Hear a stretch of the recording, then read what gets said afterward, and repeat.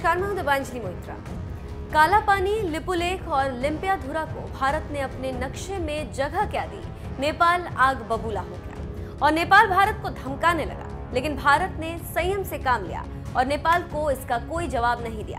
लेकिन अपने भ्रष्टाचार और कोरोना पर लोगों की बढ़ती नाराजगी से ध्यान हटाने के लिए नेपाली पीएम केपी ओली ने एक बड़ी चाल चली और चीन के बहकावे में आकर सदियों पुराने रिश्ते को तार-तार कर दिया। उसी कड़ी में नेपाल अब युद्ध की तैयारी करने लगा।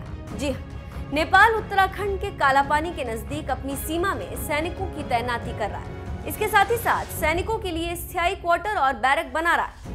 नेपाल उत्तराखंड के कालापानी, लिपुलेख और लिम्पियाधुरा इलाकों पर अपना दावा पेश करता है। नेपाल का ये कदम काफी चौंकाने वाला है, क्योंकि इससे पहले इस इलाके में नेपाल ने कभी सैनिकों की तैनाती नहीं की थी। ये बैरक कालापानी से 13 किलोमीटर दूर चंगरू में बनाए जा रहे हैं। इस साल की शुरुआत में नेपाल ने कालापानी, लिपुलेख और लिम्पियाधुरा इलाकों को शामिल करते हुए अपने देश का नया नक्शा जारी किया था। नेपाल के गृह मंत्री राम बहादुर थापा ने शुक्रवार को चंगरू में बैरक और क्वार्टर की आधारशिला रखी। इन बैरकों में नेपाल की सशस्त्र पुलिस फोर्स के जवान रहेंगे, जो कानून लागू कराने के साथ ही साथ सेना की भूमिका भी अदा करेंगे।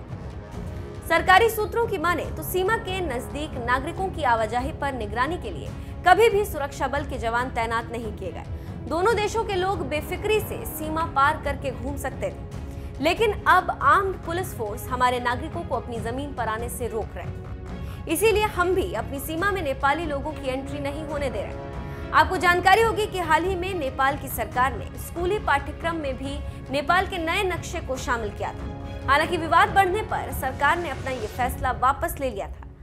स्कूली बच्चों के लिए लाई गई किताब के एक अंश में लिखा था, 1962 में चीन से युद्ध के खत्म होने के बाद भारतीय प्रधानमंत्री जवाहरलाल नेहरू ने नेपाल के राजा महेंद्र से अपनी आर्मी को कुछ वक्त तक और ठहरने का अनुरोध किया था। लेकिन 60 सालों के बाद भी नेपाल की जमीन से अपनी आर्मी हटाने के बजाय भारत सरकार इन इलाकों को अपने नक्शे में शामिल कर रही, जबकि ये जमीन उसे अस्थायी तौर पर दी गई थी। नेपाल ने अपने देश के 1 और 2 रुपयों के सिक्कों पर भी नए नक्शे को अंकित करने का फैसला किया। जाहिर है कि नेपाल के इस तरह के कदमों से भारत नेपाल के बीच द्विपक्षीय वार्ता होने और तनाव घटने की गुंजाइश कम होती जा रही है। अब देखना होगा कि आगे इस पर भारत क्या प्रतिक्रिया देता, ये तो आने वाले समय में पता चलेगा। लेकिन ओली सदियों पुराने भारत नेपाल के रिश्ते को तार-तार करने में कोई कोर कसर नहीं छोड़ रहे।